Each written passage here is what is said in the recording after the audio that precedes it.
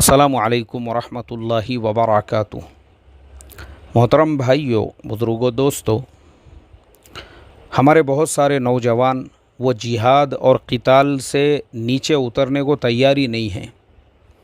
किसी भी बात को मानने के लिए तैयार नहीं है। मतलब उनके नज़दीक अमन की बात, उनके नज़दीक अल्लाह के नबी सल्लल्लाहु अलैहि वसल्लम की जो 13 साला मक्की ज़िंदगी है, ये सब सुनने को तैयारी नहीं है। वो बदर और उहद, इसके अलावा तो दूसरा उनको सीरत में कुछ पता ही नहीं है। अल्लाह हिफाजत फरमाए। मोहतरम दोस्तों, ऐसे ही जो जोशीले जज्बाती लोग हैं, क्योंकि हमारा सबसे बड़ा प्रॉब्लम मैं बता रहा हूँ ना, यह है इल्लिटरेसी, तालीम की कमी, मुताले का ज़ौक़ नहीं, मुताले का शौक़ नहीं, और ना ही वो बसीरत है हमारे अंदर। जब बेबसीरती के साथ में जोश और जज्बात के साथ में लोग कदम उठाते हैं, तो वो जो मुअर्रिख़ ने, किसी ने वो शेर कहा है ना, शायर ने, कि वो दौर भी देखा है तारीख़ की आँखों ने, लम्हों ने ख़ता की थी और सदियों ने सज़ा पाई। आज मैं आपको इसी शेर की पूरी तशरीह प्रैक्टिकल में बताने वाला हूँ। प्रैक्टिकल में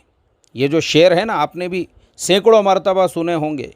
कि वो दौर भी देखा है तारीख़ की आँखों ने, लम्हों ने ख़ता की थी, सदियों ने सज़ा पाई। आज मैं आपको इसकी तशरीह प्रैक्टिकल में बताता हूँ कि लम्हों ने जब ख़ता की थी, आज तक सदियों तक उसकी सज़ा कैसे भुगत रहे हैं। 28 जुलाई 1914 फर्स्ट वर्ल्ड वॉर का बिगुल बजा दिया जाता है, यानी पहली आलमी जंग का जो दिन है वो है 28 जुलाई 1914। अब एक तरफ बड़ी बड़ी जो दुनिया की ताकतें हैं, ब्रिटिश एम्पायर वो एम्पायर था जिसमें सूरज गुरूब नहीं होता था, इतना बड़ा ब्रिटिश एम्पायर। और उसके साथ में फ्रांस है, और उसके साथ में रशिया है,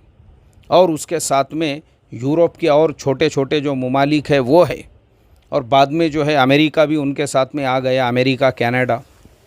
और उनके मुकाबले पे खड़ा हुआ है जर्मनी के साथ में है ऑस्ट्रिया हंगरी, और खिलाफत उस्मानिया वो भी ऐलान कर देती है कि हम भी जर्मनी के साथ में रहेंगे। हालांकि जो ब्रिटिश एम्पायर है, उन्होंने खिलाफत उस्मानिया को पेशकश की और उनसे ये कहा, देखो आप हमारे साथ में हाथ मिला लो, आप जर्मनी और ऑस्ट्रिया हंगरी के साथ में मत जाइए। अगर आप हमारे साथ में रहोगे तो आपकी खिलाफत उस्मानिया को कोई धक्का भी नहीं लगाएगा। लेकिन उस वक्त के जो बादशाह थे, उन्होंने कहा कि नहीं, हम लोग तो ऑस्ट्रिया हंगरी और जर्मनी जो सेंट्रल पावर है, इसमें दो पावर थे, एक अलाइड पावर था, दूसरा सेंट्रल पावर था। अलाइड पावर के अंदर ये ब्रिटिश एम्पायर और जो उनके साथ में लोग थे, और ये जो सेंट्रल पावर था, जर्मनी, ऑस्ट्रिया हंगरी, और उनके साथ में जो है खिलाफत उस्मानिया भी शामिल हो गई। अब ये जो जंग है 4 सालों तक चलती रही, 4 सालों तक, और 1918 के अंदर इसका इख्तिताम होता है। 1918 में जब ये जंग ख़त्म होती है, तो जर्मनी की शिकस्त के साथ में, जर्मनी की हार के साथ में 3 सालों तक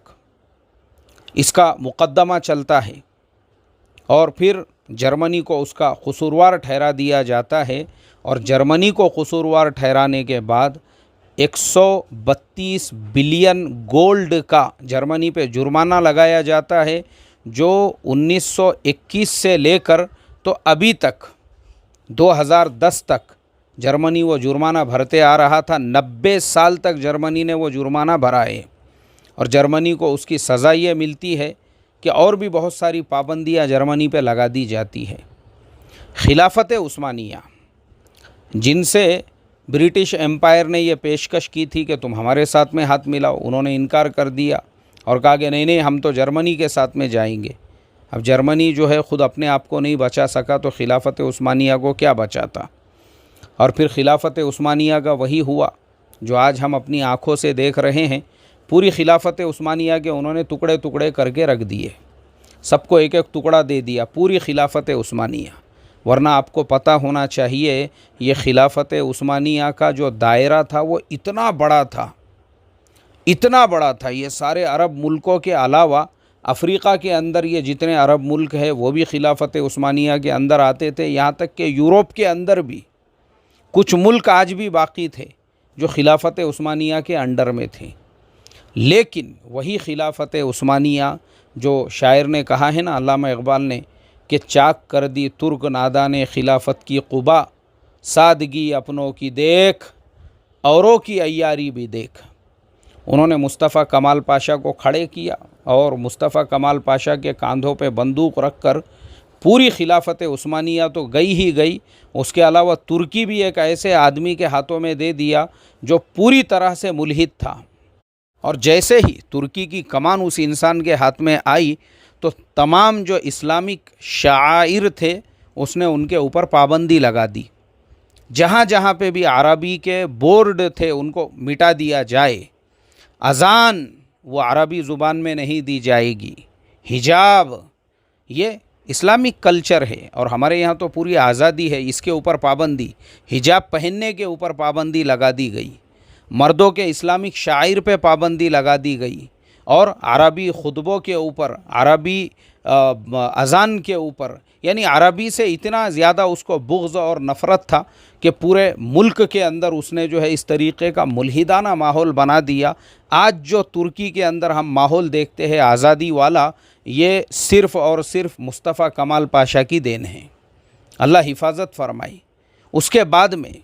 یہ جو علاقہ ہے نا جس کی وجہ سے اتنے مسائل چل رہے ہیں، فلسطین، اسرائیل اور یہ سارے مسئلے مسائل، تو چونکہ خلافت عثمانیہ کو انہوں نے توڑ کر خود خلافت عثمانیہ کے بہت سے ملکوں پہ انہوں نے قبضے کر دیے، تقسیم کر دیے آپس میں انہوں نے، اور جو برٹش ایمپائر ہے پھر یہ پورا علاقہ ان کے انڈر میں آ گیا، فلسطین کا یہ پورے علاقے کے اوپر وہ قابض ہو گئے۔ اور جب سیکنڈ ورلڈ وار کا ٹائم آیا تو چونکہ یہ جو درمیان کا وقت گزرا یہودیوں کے لیے سب سے زیادہ تکلیف والا یہ زمانہ تھا، اور پھر سیکنڈ ورلڈ وار میں وہی ہوا کہ دنیا جو ہے وہ دو ٹکڑوں میں بڑھ گئی۔ اب اس وقت میں بھی جرمنی جو ہے ان کے مقابلے پر تھا، اب جرمنی ان کے مقابلے پر ہے اور سب سے زیادہ یہودیوں پہ ظلم جو ہے وہ جرمنی کی طرف سے ہی ہوا۔ اب سب سے زیادہ ظلم جب جرمنی کی طرف سے ہوا کیونکہ ہٹلر نے پولینڈ کے اوپر قبضہ کر لیا تھا، اور پولینڈ وہ ملک تھا جہاں کی 50% سے زیادہ آبادی جو ہے وہ یہودیوں کی تھی، اور اس نے وہ 50% کو بھی ختم کر دیا۔ اب ان میں سے جو بچے کچے اور یورپ کے دیگر ملکوں میں جو بچے کچے تھے ان کی بھی ایک یونین تھی یہودیوں کی بھی، تو یہودیوں کی جو یونین تھی اس نے برٹش ایمپائر کے سامنے گھٹنے ٹیک کر ان سے بہت ہی منت و سماجت کی کہ کسی بھی طریقے سے اسرائیل جس کا وعدہ برسوں سے تم ہمارے ساتھ میں کرتے آ رہے ہو، وہ کم سے کم اتنا زمین کا ٹکڑا تم ہم کو دے دو تاکہ پوری دنیا میں یہ جو یہودی جوتے کھاتے پھر رہے ہیں ان کو ایک اپنا ملک مل جائے، ان کو ایک اپنی سرزمین مل جائے۔ تو برٹش ایمپائر کے خزانے سیکنڈ ورلڈ وار کی وجہ سے خالی ہو چکے تھے۔ انہوں نے کہا کہ ٹھیک ہے ہم آپ کو دیں گے لیکن آپ لوگ ہم کو فائنینشیل سپورٹ کرو۔ اب یہودیوں نے اپنے پورے خزانوں کے منہ کھول دیے ان کے لیے، اور نتیجہ ہمارے سامنے ہے۔ سیکنڈ ورلڈ وار کے اندر جاپان کو شکست ہو گئی، جرمنی کو شکست ہو گئی، اٹلی برا حال ہو گیا، مسولینی کو جو ہے لٹکا دیا گیا میلان کے چوک میں، ہٹلر نے جو ہے خود اپنے ہاتھوں سے خودکشی کر لی، جاپان برباد ہو گیا پوری طرح سے۔ اب جب یہ جتنے بھی ان کے دشمن ممالک تھے ان کا انہوں نے پوری طرح سے جب ان کو ٹھکانے لگا دیا، جرمنی کے بھی ٹکڑے کر دیے، اور بیچ جرمنی سے جو ہے انہوں نے ایک دیوار برلن شہر کے اندر تعمیر کر دی اور جرمنی کے دو ٹکڑے کر دیے، ایسٹ جرمنی اور ویسٹ جرمنی۔ وہی دوسری طرف یہودیوں سے ان کا آلریڈی ایگریمنٹ تھا کہ انہوں نے کھل کے ان کو پوری طرح سے جو ہے فائنینشیل سپورٹ کر کے اپنے خزانوں کے منہ کھول دیے تھے۔ تو انہوں نے یہودیوں کو بھی لا کر اسرائیل کے اندر 1947 جس سال ہمارا بھارت دیش آزاد ہوا اسی سال میں انہوں نے یہودیوں کو وہاں پہ لا کے آباد کرنا شروع کیا، کیونکہ اس وقت تک وہ برٹش ایمپائر ہی تھا۔ اور 1948 میں جو یونائٹڈ نیشن بنا اور یہ سارے ملکوں نے مل کر اس سرزمین کے 3 ٹکڑے کیے، فلسطین کو ایک حصہ دیا گیا، اسرائیل کو ایک حصہ ملا، اور جو یروشلم ہے، کیونکہ یہ تینوں مذہبوں کے لیے ایک مقدس شہر مانا جاتا ہے، اس کو اردن کے حوالے کیا گیا، جارڈن کے حوالے۔ اب جب فلسطین کو ایک حصہ ملا، اسرائیل کو ایک حصہ ملا، تو عربوں نے اس کو قبول نہیں کیا۔ انہوں نے کہا کہ نہیں، ہم اسرائیل کو کسی بھی قیمت پر قبول نہیں کرتے ہیں، ورنہ اس وقت میں اگر اس ایگریمنٹ کو مان لیا جاتا، کیونکہ دیکھو یہاں پہ سب سے بڑی غلطی یہ ہو گئی تھی کہ خلافت عثمانیہ نے جرمنی کو سپورٹ نہیں کرنا چاہیے تھا، ان کا سپورٹ کرنا ہی ان کے ٹکڑے ٹکڑے ہونے کا سب سے بڑا سبب اور ذریعہ بن گیا، کیونکہ ان کے مقابلے پر جو طاقتیں تھیں وہ بہت زیادہ طاقتور تھیں، مگر یہ بات کوئی ماننے کے لیے تیار نہیں۔ اب چونکہ عرب یہ بات ماننے کو تیار نہیں تھے، اور ان کو تو وہ چیز وہاں پہ قائم کرنا تھا، کیونکہ وہ بھی خلافت عثمانیہ کا حصہ تھا، اور جیسے انہوں نے خلافت عثمانیہ کے باقی ملکوں کے ٹکڑے ٹکڑے کر دیے تھے، ایسے ہی ان کو اس علاقے کو بھی یہودیوں سے جیسا ایگریمنٹ ہوا تھا وہ ان کو دینا ہی تھا۔ اب چاہے عرب کتنی بھی مخالفت کرے، لیکن کیونکہ انہوں نے فائنینشیل سپورٹ یہودیوں سے حاصل کیا ہوا تھا، انہوں نے کہا کہ نہیں، جو حصہ ہم نے ان کو دے دیا ہے، باضابطہ اس کے ایگریمنٹ بنے۔ لیکن جب عربوں نے اس کو قبول نہیں کیا، اس کے بعد سے جو ہے پھر یہ ٹینشن شروع ہو گئی۔ عربوں کا کہنا یہ تھا کہ ہم اس ایگریمنٹ کو نہیں مانتے، اور اسرائیل کا کہنا یہ تھا کہ تم نے ہم کو زمین کا بہت چھوٹا حصہ دیا افریقہ کی طرف، یعنی مصر کی طرف، جو ہے جو مصر کا جو حصہ ہے، جو جسے سینائی کہا جاتا ہے، وہ حصہ نہر سوئس تک، یعنی جو سوئس کینال ہے، آج سے 1.5 مہینہ پہلے جس کے اندر ایک جہاز جو ہے آڑا پھنس گیا تھا، جس پہ ہم نے ایک سبق بھی دیے تھے اللہ تعالیٰ کی قدرت کے عنوان سے، تو جو لوگ ہمارے اسباق پابندی سے سنتے ان کو یاد ہوگا۔ بہرحال وہ جو نہر سوئس ہے، جس کی وجہ سے مصر کی گورنمنٹ کو بلینوں ڈالر ہر سال کی آمدنی اور انکم ہوتی ہے، اسرائیل نے کہا کہ نہر سوئس تک ہم کو یہ زمین کا حصہ بڑھا کر دیا جائے، لیکن امریکہ اور یونائٹڈ نیشن نے کہا کہ نہیں، جتنا اب تم کو مل گیا ہے اسی پر تم صبر و تحمل کرو اور اسی حصے کو تم سنبھالو۔ اور وہ پورے علاقے پر اقوام متحدہ یعنی نیٹو کی جو آرمی ہے، فوج ہے، وہ پورے علاقے کے اندر ابھی تک موجود تھی۔ حالات نہیں بگڑنا اس لیے کیونکہ حالات وہاں پہ آئے دن بگڑتے رہتے تھے۔ اسرائیل کی اپنی کوئی فوج نہیں تھی، لیکن اسرائیل نے بنتے ہی ایک ایسا قانون بنایا تھا کہ وہاں کا رہنے والا جو ہر شہری ہے اس کو 3 سال تک آرمی کی ٹریننگ لینا ضروری ہے۔ تو ان کا اپنا جو ہر شہری تھا اس کو آلریڈی انہوں نے 3 سال کی ٹریننگ دی ہوئی تھی، ان کی اپنی باضابطہ ابھی تک کوئی آرمی نہیں بنی تھی۔ 1967 یونائٹڈ نیشن نے نیٹو کی جو آرمی تھی اس کو واپس بلا لیا کہ چلو اب وہ علاقے میں حالات سازگار ہو چکے ہیں۔ لیکن اسی وقت میں رشیا کے ذریعے سے مصر کے جو صدر تھے جمال عبد الناصر، ان کو یہ اطلاع دی گئی کہ یہ نیٹو کی آرمی تو چلی گئی، مگر اب اسرائیل امریکن آرمی کو اپنے ساتھ میں لے کر جو سوئس کینال تک کا حصہ ہے، جسے سینائی کہا جاتا ہے، اس پہ قبضہ کرنے کے لیے آگے بڑھنے والا ہے۔ اس سے پہلے کہ اسرائیل آگے بڑھے، تم لوگ ہی اسرائیل کے اوپر اٹیک کر دو۔ جمال عبد الناصر، ان کے خلاف پورے ملک میں مظاہرے ہو رہے تھے، ان کو ہٹانے کی مانگ ہو رہی تھی۔ انہوں نے کہا کہ یہ اپنے آپ کو ثابت کرنے کا ایک بہترین موقع ہے میرے پاس کہ میں پورے ملک کو بتاؤں کہ میں نے کیسے اسرائیل کو جو ہے دانتوں چنے چبوا دیے۔ اس لیے انہوں نے کیا کیا، اپنے ساتھ میں جارڈن یعنی اردن کو بھی لے لیا، اور ملک شام کو بھی اپنے ساتھ میں لیا، اسی طرح سے عراق بھی ان کے ساتھ میں تھا۔ ایسے یہ 4 ملکوں کا جو گروپ تھا، انہوں نے مل کر پوری تیاری کر لی کہ اب ہم کو اسرائیل کے اوپر اٹیک کرنا ہے، حملہ کرنا ہے، اور انہوں نے جنگ کا اعلان بھی کر دیا۔ جون 1967 انہوں نے جنگ کا اعلان کیا، اور جنگ کا اعلان کرتے ہی ادھر اسرائیل بھی وہ پوری طرح سے الرٹ ہو گیا۔ اب دونوں طرف ان کے پاس میں 2.5 لاکھ کی آرمی تھی، چاروں ملکوں کی ملا کر 2.5 لاکھ کی فوج۔ ادھر اسرائیل کے پاس فوج تو تھی نہیں، لیکن اس نے اپنے ہی ملک کے وہ لوگ جن کو 3 سال کی ٹریننگ دی جا رہی تھی، کیونکہ باضابطہ ابھی تک ان کی آرمی پوری تیار نہیں ہوئی تھی، تو ایسے جو لوگ ہیں، ایسے ہی لوگوں کو، ان تمام لوگوں کو جمع کر کے اپنی 1,00,000 کی فوج انہوں نے بھی تیار کر لی۔ انہی لوگوں میں سے بہت سارے ایسے تھے جو پلین بھی چلا سکتے تھے، کیونکہ باضابطہ ان کی ابھی تک کوئی مکمل آرمی نہیں بنی تھی، لیکن انہوں نے بھی جو ہے تقریباً 250 ایئر کرافٹ کا انتظام کیا۔ اور دوسری طرف یہ جو الائٹ پاور تھا، ان کے پاس میں تقریباً 950 جہاز تھے، اور انہوں نے یہ پوری تیاری کر لی تھی کہ یہ ہمارے 950 جو جہاز ہے، اس کے ذریعے سے ہم کو 6 جون 1967 کو صبح کے وقت میں اسرائیل کے اوپر اٹیک اور حملہ کر دینا ہے۔ ادھر دوسری طرف 5 جون کو اسرائیل کے جو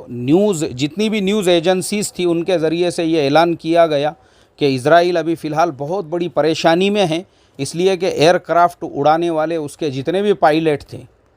وہ سارے کے سارے فی الحال کام پر نہیں ہیں، اور کوئی بھی ان کے پاس میں ایئر کرافٹ اڑانے والا نہیں ہے، جس کی وجہ سے وہ پریشان ہیں۔ مطلب یہ ہے کہ اس نے اپنے دشمن کو یہ میسج دیا، یہ پیغام دیا جھوٹا، کہ وہ فی الحال ایک ٹربل کو فیس کر رہا ہے، پوری طرح سے تیار نہیں ہے ان کا مقابلہ کرنے کے لیے، تاکہ یہ خوش ہو جائے اور ان کو ایسا لگے کہ واقعی میں بھی ہم بہت پاور کے اندر ہے، اب تو ہم یوں اس کو پوری طرح سے جو ہے چنے چبوا سکتے ہیں۔ لیکن یہ جنگ کا اس کا ایک حربہ تھا جس کو یہ چاروں مسلم ملک سمجھ نہیں سکے، اور اسی کا فائدہ اٹھا کر یہ بے ہوشی کے اندر رہے کہ دشمن کے پاس تو پلین اڑانے والا بھی کوئی نہیں ہے۔ یہی حالت کے اندر انہوں نے جو ہے 5 جون 1967 کی رات میں ہی اپنے سارے پلینز اڑا کر، اور اس طریقے سے پلین اڑائے گئے کہ مصر کا جو رڈار ہے، وہ رڈار کے اندر وہ نہ آ سکے، بلکہ زمین سے صرف جو کم سے کم فاصلے کی اونچائی پہ اڑا سکتے ہیں، جو رڈار میں نہ آ سکے، ویسے فاصلے کی اونچائی کے اوپر انہوں نے وہ پورے پلینز اڑائے، اور ان کو مصر کا قاہرہ ایئرپورٹ، جہاں پہ یہ سارے جہاز ریڈی تھے، صبح میں ہی اسرائیل کے اوپر اٹیک اور حملہ کرنے کے لیے، انہوں نے رات میں ہی جو ہے اس کے اوپر جا کے اٹیک اور حملہ کر دیا، جہازوں کو برباد کر دیا، پورے رن وے کو اکھاڑ دیا، اور وہ اکھاڑنے کے بعد میں اس رن وے کو اس قابل بھی نہیں رکھا وہاں کے جہازوں کو اور وہاں کے پائلٹس کو کہ وہ ایئر کرافٹ کے ذریعے سے ان کے اوپر ایئر اسٹرائک کر سکے۔ 950 جہاز ہونے کے باوجود انہوں نے ان کو پوری طرح سے نیست و نابود کر دیا، اور پھر دوسرے دن سے زمینی جب لڑائی بھی شروع ہو گئی تو اس طریقے سے انہوں نے لڑائی لڑی کہ صرف 6 دنوں کے اندر اسرائیل نے وہ جو سینائی تک کا حصہ وہ لوگ مانگ رہے تھے کہ نہر سوئز ان کے کنٹرول میں دے دیا جائے، وہاں تک وہ پہنچ چکے تھے۔ انہوں نے نہر سوئز کو اور سینائی کا پورا حصہ، یہ سارے نقشے میں جوڑ دوں گا ساتھ میں، تو آپ کو سمجھ میں آ جائیں گا کہ دیکھو یہ جو سینائی کا حصہ آپ کو دوسرے نقشے میں نظر آ رہا ہے، اسرائیل کا جو بڑا نقشہ، اس میں آپ دیکھ سکتے ہیں کہ سینائی تک کا پورا حصہ، وہ پورے حصے کے اوپر انہوں نے قبضہ کر لیا۔ ملک شام کی جو گولان کی پہاڑیاں ہیں، اس کے اوپر انہوں نے قبضہ کر لیا۔ اور آپ کو بتا دوں کہ اس وقت تک یہ جو یروشلم پورا شہر ہے، یہ جارڈن کے انڈر میں ہوا کرتا تھا، یہ پورا شہر، اس کے اوپر بھی انہوں نے قبضہ کر لیا، اس لیے کہ اسرائیل کی پہلے سے یہ تمنا تھی کہ یروشلم کو ہی اپنا کیپٹل بنانا ہے، اس لیے انہوں نے یہ پورے کے پورے شہر کو بھی اپنے قبضے میں لے لیا۔ اور 6 دنوں کے بعد جب جنگ کا نقشہ سامنے آیا تو پتہ چلا کہ جو یہ چاروں ملک تھے، ان کے 20,000 سے زیادہ سپاہی مارے جا چکے تھے، آدھے سے زیادہ جہاز برباد ہو چکے تھے، اسرائیل کے صرف 800 سپاہی اس کے اندر مارے گئے۔ اور جمال عبد الناصر، انہوں نے جنگ سے پہلے اعلان کیا تھا، بولے ہم فرعونوں کی اولاد ہے، اور ہم فرعونوں کی اولاد یہ مٹھی بھر اسرائیل کو تو دریائے نیل کے اندر ڈبا دیں گے۔ یہ ان کے متکبرانہ جملے تھے، اور اس طرح سے انہوں نے اپنے آپ کو، یعنی ہم مسلمان یہ سوچ کر یہ سمجھتے ہیں کہ واقعی میں بھی یار یہ عرب تو صحابہ کی اولاد ہے، اور یہ تو انبیاء کی اولاد ہے، اور ماشاءاللہ یہ وہ سرزمین اور وہ علاقے ہیں جہاں پہ جو ہے اللہ تعالیٰ نے ایسے انبیاء علیہم السلام کو نازل فرمایا تھا، لیکن ان کو اس سے کچھ لینا دینا نہیں ہے۔ وہ جمال عبد الناصر کے خیالات، اس نے یہ نہیں کہا کہ ہم حضرت موسیٰ علیہ السلام کی امت ہے، یا ہم جو ہے انبیاء کی اولاد ہے، اس نے کہا ہم فرعونوں کی اولاد ہیں۔ اور ہم فرعونوں کی اولاد تو اسرائیل کو دریائے نیل کے اندر ڈبا دیں گے۔ اللہ حفاظت فرمائے میرے محترم دوستو، میں جو آپ کو یہ شعر کی تشریح بتا رہا ہوں نا، کہ وہ دور بھی دیکھا ہے، تاریخ کی آنکھوں نے، لمحوں نے خطا کی تھی، صدیوں نے سزا پائی۔ اللہ حفاظت فرمائے۔ پھر کیا ہوا؟ پھر یہ پورے علاقے پہ اسرائیل قابض ہو گیا، لیکن پھر یونائٹڈ نیشن نے مداخلت کی، اور یونائٹڈ نیشن نے اسرائیل کو سمجھایا، اور یونائٹڈ نیشن نے یہ کہا کہ نہیں یہ تمہاری دادا گیری نہیں چلیں گی، ٹھیک ہے تم لوگوں میں آپس میں جو ہے لڑائی جھگڑے ہو گئے اور تم نے آپس میں جنگ لڑنی، لیکن تم کو واپس جانا پڑے گا، جتنا علاقہ تمہارا ہے تم کو وہیں جانا پڑے گا۔ یونائٹڈ نیشن کی مداخلت کے بعد مصر کا وہ پورا حصہ دیکھو آپ نقشے میں، یہ جو سینائی کا پورا حصہ ہے نا، یہ سینائی کا پورا حصہ، یہ پورا حصہ پھر اسرائیل نے ان کو واپس دے دیا، اور جو ابھی اس کا جو نقشہ ہم کو نظر آ رہا ہے دوسری طرف، دوسرا نقشہ یونائٹڈ نیشن نے جو علاقے اس کو دیے تھے وہ اس میں آ گیا، لیکن یروشلم شہر جو اردن کا حصہ ہوا کرتا تھا اب وہ فلسطین کے اندر آ گیا۔ ایسے ہی جو گولان کی پہاڑیاں ہیں، وہ پہاڑیاں بھی اسرائیل نے آج تک چھوڑا نہیں ہے، جو سیریا کی جو پوری اس کے قبضے میں آ چکی ہے، لیبنان کے کچھ حصے اس طریقے سے جو ہے یہ پورے، یعنی اس کو فائدہ ہی ہوا اس کے اندر۔ اللہ حفاظت فرمائے محترم دوستو، یہ کیسا ہے، یہ جو جوشیلے اور جذباتی لوگ ہیں نا، ان کو ایسا لگتا ہے بیچاروں کو کہ بس جنگ لڑنا مطلب ایسا ہے کہ کامیابی تو ہم کو ہی ملنے والی ہے۔ یہ جو خیالات ہے، یہ خیالات اسے کہتے ہیں بغیر تیاری کے، آپ کو تیرنا آتا نہیں ہے، آپ نے کپڑے نکالے اور سمندر کے اندر کود گئے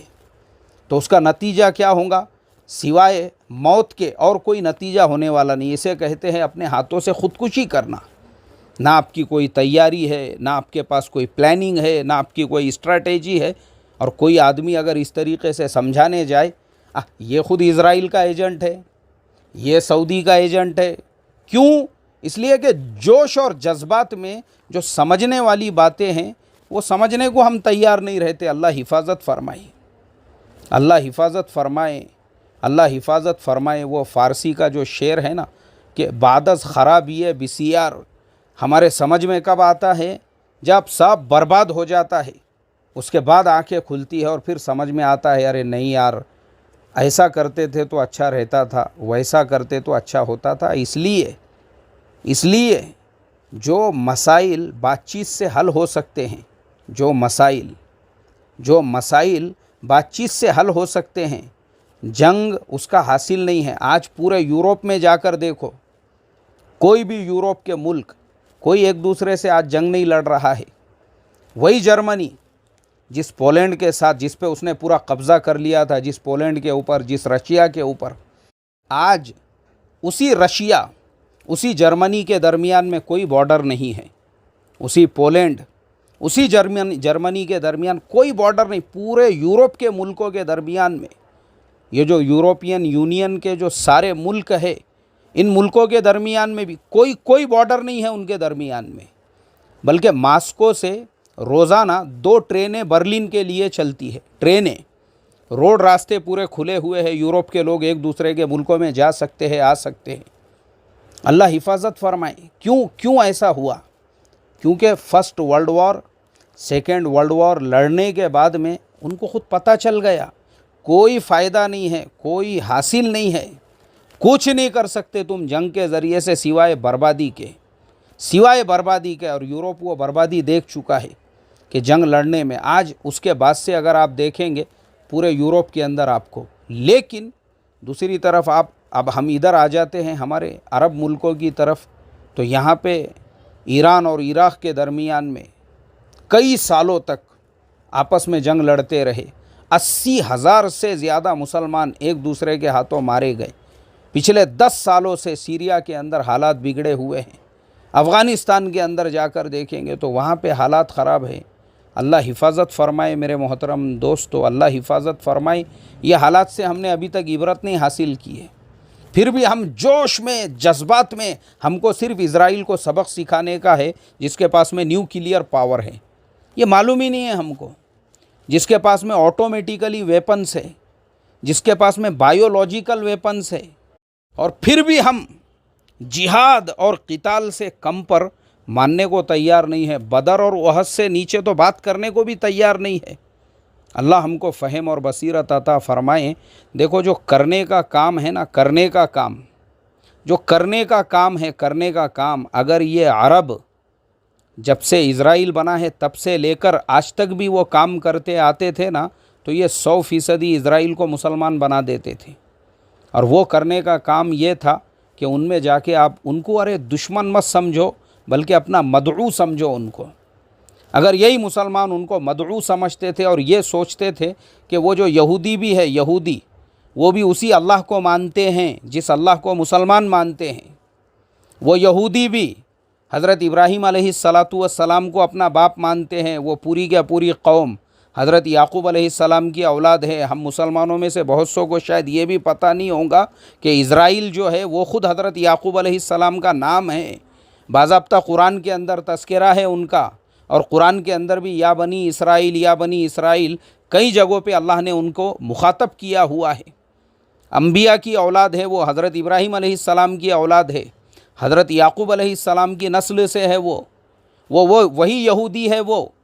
جن کا ذبیحہ ہم مسلمانوں کے لیے حلال ہے۔ پتہ ہونا چاہیے ہم کو، ہم مسلمانوں کے لیے اگر ہم گوشت لینے کے لیے کسی دکان پر جاتے ہیں اور دکان والا اگر مشرک ہے وہ ہمارے لیے حلال نہیں ہے، لیکن اگر وہی دکان والا عیسائی یا یہودی ہے وہ بالکل ہمارے لیے حلال ہے۔ کیوں ہے حلال؟ کیونکہ ان کا خدا وہ بھی اسی اللہ کو مانتے ہیں جن کو ہم مانتے ہیں۔ اختلاف تو ہمارے اور ان کے درمیان میں انبیاء کا ہے۔ ہم مسلمانوں کو یہ مسائل ہی نہیں پتہ ہے کہ وہ یہودی کی بیٹی مسلمان اس سے نکاح کر سکتا ہے، وہ چاہے اپنے یہودی مذہب پہ باقی رہے، وہ چاہے اپنے عیسائی مذہب پہ باقی رہے شریعت کے اندر۔ اور خود ہمارے نبی صلی اللہ علیہ وسلم نے حضرت جویریہ رضی اللہ تعالی عنہا جو ایک یہودی سردار کی بیٹی تھی، ان سے آپ نے نکاح فرمایا، اور ان سے نکاح فرمانے کی برکت سے اللہ نے 700 گھرانوں کو آزاد کرا دیا۔ یہ بھی ہم کو پتہ ہونا چاہیے، کاش کے مسلمان ان یہودیوں کو اپنے لیے مدعو سمجھتے، مدعو۔ وہ یہودیوں کی جو زبان ہے، ہبرو زبان جو وہ بولتے ہیں، وہ ہبرو زبان سیم ٹو سیم عربی ہے، کوئی فرق نہیں ہے۔ جیسے ہندی اور اردو ہے بس ویسے ہی ہبرو اور عربی ہے۔ اللہ ہم کو سمجھ عطا فرمائے۔ لیکن ہمارا سب سے بڑا پرابلم یہ ہے، جن ملکوں میں بھی ہم مسلمان رہے یا ہمارے ساتھ میں جو دوسری قومیں اور دوسرے سماج رہے، یار ہم نے ان کو مدعو نہیں سمجھا۔ میں سمجھتا ہوں اگر ہم اپنے آپ کو داعی اور ان کو مدعو سمجھتے نا، تو دنیا میں یہ دشمنی اور یہ جو آپس کا توڑ اور یہ آپس کی نفرتیں جو ہے نا، یہ باقی ہی نہیں رہتی تھی۔ نہ پھر بدر کی بات نکلتی تھی، نہ احد کی بات نکلتی تھی، نہ قتال کی بات ہوتی تھی، اور نہ ہی جہاد کی بات ہوتی تھی۔ پھر ہم یہ سوچتے تھے، اور میں آپ کو بتاتا ہوں، میں آپ کو مثال دے کر بتاتا ہوں کہ ہے دنیا کے اندر کچھ مسلمان، کچھ ملک، کچھ قومیں آج بھی ہے جو اپنے ملک میں رہنے والی جو دوسری قومیں ہیں انہوں نے ان کو مدعو سمجھا ہوا ہے۔ ان ملکوں کے اندر اللہ کے فضل و کرم سے اسلام کی اور ایمان کی باد بہاری پھیل رہی ہے۔ فلیپینس کے اندر مسلمانوں کی آبادی صرف 5% تھی، آج وہاں پہ مسلمانوں کی آبادی 10% ہے۔ کس وجہ سے ہے؟ صرف اس وجہ سے کہ جو وہاں کی 5% آبادی تھی، انہوں نے اپنے آپ کو داعی اور وہاں کی دوسری قوموں کو مدعو سمجھ کر ان کے لیے ریسٹورنٹس کے اندر باضابطہ بورڈ لگائے ہوئے ہیں، باضابطہ کہ ہمارے یہاں پہ ناشتے کی جو قیمت ہے وہ یہ ہے کہ آپ کو 15 منٹ ہماری بات سننا پڑیں گی ناشتے کے بعد میں۔ ہمارے یہاں پہ جو چائے ہے، وہ چائے کی قیمت یہ ہے کہ چائے پینے کے بعد صرف آپ کو ہماری 5 سے 10 منٹ بات سننا پڑیں گی، یہی ہمارے چائے خانے کی قیمت ہے۔ ایسے آج بھی موجود ہے وہاں پہ منیلا اور اس کے دیگر بڑے شہروں کے اندر۔ اور اسی وجہ سے انہوں نے وہاں کی جو عیسائی قوم ہیں، یہ لوگ میرے سے حوالے پوچھتے ہیں، اور جو لوگ میرے ویڈیوز وغیرہ پابندی سے دیکھتے ہوں گے ان کو پتہ ہوگا کہ میرا خود کا ویڈیو جو ہے ایک فلیپینس کے ایک پادری 12 سال تک جنہوں نے ایک وہاں کے بہت بڑے چرچ کے اندر خدمت انجام دی تھی، وہاں کے پادری ہوا کرتے تھے، اللہ تعالیٰ نے اسی انسان کو اسلام کی، ایمان کی توفیق عطا فرمائی۔ آج وہی انسان دینی مدارس وہاں پہ چلا رہا ہے، وہی انسان وہاں پہ داعی اور مبلغ بنا ہوا ہے۔ ان کے ساتھ میرا ایک ویڈیو ہے، بہت سارے لوگوں نے شاید وہ دیکھے ہوں گے۔ میرے محترم دوستو، یہ پورے واقعے کا خلاصہ یہی ہے، تاریخ سے ہم نے سبق نہیں سیکھے، اور وہ جو ہے نا، وہ دور بھی دیکھا ہے تاریخ کی آنکھوں نے، لمحوں نے خطا کی تھی، صدیوں نے سزا پائی۔ تاریخ کا سب سے بڑا سبق یہی ہے، ہم اللہ کے نبی صلی اللہ علیہ وسلم کی امت ہے، ہم داعی ہے، اور دنیا کی باقی تمام قومیں ہمارے لیے مدعو ہے۔ بس یہی ہمارے لیے سب سے بڑا سبق ہے۔ جس دن ہم اپنے آپ کو داعی کی اور دوسری قوموں کو مدعو کی نظر سے دیکھنے لگ جائیں گے، تو میں سمجھتا ہوں پوری دنیا کے اندر اللہ تعالیٰ اسلام اور ایمان کی باد بہاری چلا دیں گا۔ اللہ ہم تمام کو اس کا فہم اور اس کی بصیرت عطا فرمائے۔ السلام علیکم ورحمۃ اللہ وبرکاتہ۔